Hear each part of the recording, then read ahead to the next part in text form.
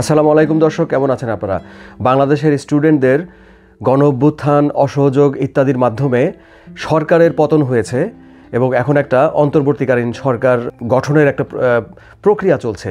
তো এই পরিস্থিতিতে অনেকেই ভাবছেন, যারা অস্ট্রেলিয়া বা অন্যান্য দেশে বিভিন্ন রকমের ভিসার জন্য আবেদন করতে যাচ্ছেন, তাদের সেই ভিসা আবেদনে বর্তমান দেশের এই পরিস্থিতি কোনো প্রভাব ফেলবে কিনা।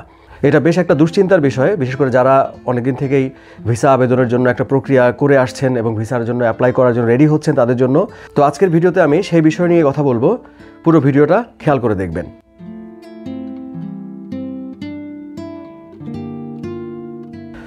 বাংলাদেশের চলমান পরিস্থিতিতে যারা অস্ট্রেলিয়ার কোনো ভিসার জন্য আবেদন করবেন, তখন তাদের সেই ভিসা আবেদনটা যখন অস্ট্রেলিয়ার ইমিগ্রেশন ডিপার্টমেন্ট যাচাই বাছাই করে সিদ্ধান্ত নেবে যে ভিসা দিবে কি দিবে না, সেই যাচাই বাছাই প্রক্রিয়ায় তারা বেশ কয়েকটা বিষয় তারা কিন্তু বিবেচনা করবেন।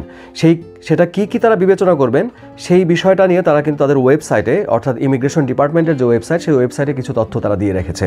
তো সেটা দেখলে এই বিষয়টাতে কিছুটা আনসার পাওয়া যাবে, কিছুটা আঁচ করা যাবে।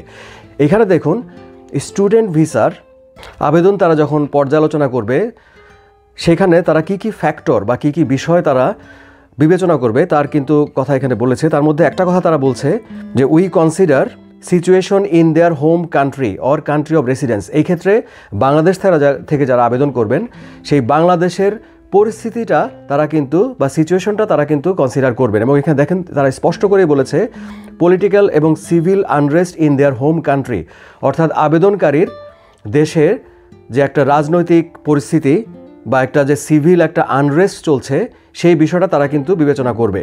এখন বাংলাদেশে যে পরিস্থিতিটা চলছে সেটা নিয়ে আমরা অনেকভাবে জিনিসটাকে ব্যাখ্যা করতে পারি, কিন্তু অস্ট্রেলিয়া থেকে বসে ইমিগ্রেশন ডিপার্টমেন্ট যখন জিনিসটা দেখবে, দূর থেকে যারা বাংলাদেশের পরিস্থিতিটা তারা দেখবে, তারা কিন্তু এটাকে সিভিল আনরেস্টই বলবে। তো সেই ক্ষেত্রে এই সিভিল আনরেস্টের সাপেক্ষে তারা সেই ভিসা আবেদনটা যখন তারা যাচাই করবে, ভিসা দিবে কি দিবে না ডিসিশনটা তারা নেবে, তখন এই বিষয়টার কিন্তু একটা প্রভাব তাদের সেই সিদ্ধান্তের মধ্যে থাকবে।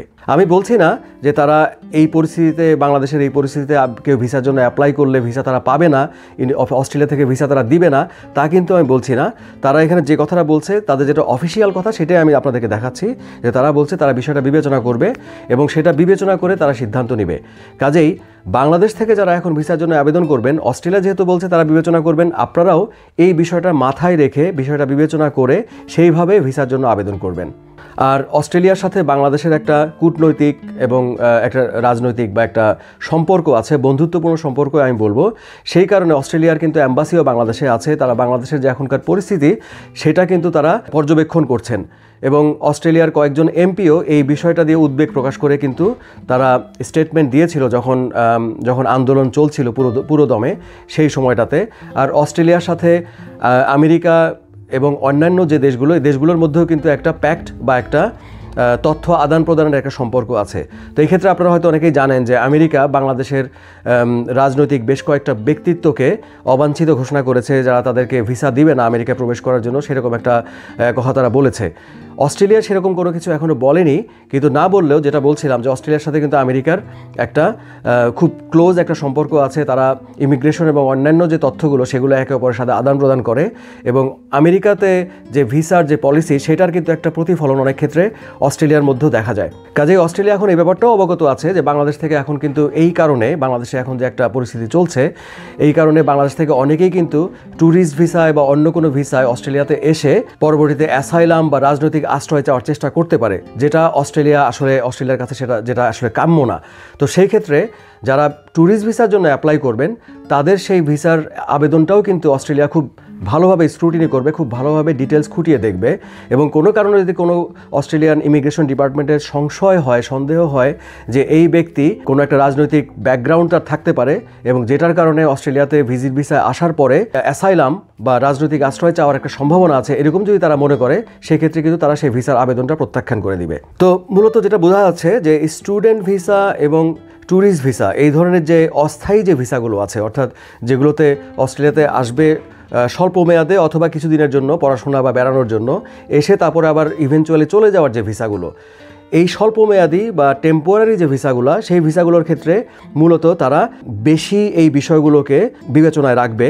কিন্তু অন্য যে ভিসাগুলো আছে, যেগুলো স্কিল ওয়ার্ক ভিসা বা স্কিল মাইগ্রেশন যেগুলোকে আমরা বলি, সেগুলোতে যেহেতু আসলে একটা মোটামুটি একটা দীর্ঘ একটা স্টেপ বাই স্টেপ একটা প্রক্রিয়ার মাধ্যমে তাদের দক্ষতা এবং ইংরেজি দক্ষতা বা এই পড়াশোনা এই সবগুলো বিষয়ে এগুলোর যোগ্যতার আলোকে তারা যেহেতু আবেদন করে ভিসা নিয়ে অস্ট্রেলিয়াতে আসেন, তো সেই ক্ষেত্রে আশা করা যাচ্ছে যে বর্তমান যে পরিস্থিতি বাংলাদেশের, সেটার তেমন কোনো রিফ্লেকশন দেখা যাবে না। তারপরেও অস্ট্রেলিয়া কিন্তু একটা জিনিস করে, সেটা হচ্ছে আবেদনকারীদের পুলিশ ক্লিয়ারেন্স নেয় এবং তারা তাদের একটা কিছুটা ব্যাকগ্রাউন্ড চেক করে। তো সেই ক্ষেত্রেও এই বর্তমান যে বাংলাদেশে যে পরিস্থিতি চলছে, সেই পরিস্থিতির কিছুটা রিফ্লেকশন স্কিলড ওয়ার্ক ভিসার ক্ষেত্রেও দেখা যেতে পারে। তবে মূলত ট্যুরিস্ট ভিসা এবং স্টুডেন্ট ভিসা, এই দুইটা ভিসার ক্ষেত্রে তারা বর্তমান যে পরিস্থিতি বাংলাদেশের সেটা একটু বেশি বিবেচনা করবে, সেটার আলোকে একটু বেশি স্ক্রুটিনি এবং খুঁটিয়ে খুঁটিয়ে দেখবে। তো এখন দর্শক, আমি কোনোভাবেই কিন্তু বলছি না যে অস্ট্রেলিয়া এখন বাংলাদেশ থেকে কেউ ভিসার আবেদন করলে ভিসা দিবে না। আমি যেটা বলছি যে তারা আসলে কোন বিষয়গুলো দেখে বা কোন বিষয়গুলো বিবেচনা করে ভিসা অনুমোদনের ক্ষেত্রে। কাজেই দর্শক, আপনারা এখন আপনাদের নিজেদের পরিস্থিতি বুঝে, নিজেদের অবস্থা বুঝে এখন আপনারা সেটা বিবেচনা করে সেই অনুযায়ী ভিসার জন্য আবেদন করবেন। সো দর্শক, আজকে এই ছিল আমার ভিডিওর বিষয়বস্তু। যারা ভিডিওটা শেষ পর্যন্ত দেখলেন তাদের সবাইকে অনেক ধন্যবাদ। নেক্সট ভিডিওতে আবার দেখা হবে ইনশাআল্লাহ। সবাই ভালো থাকবেন। খোদা হাফেজ। আসসালামু আলাইকুম।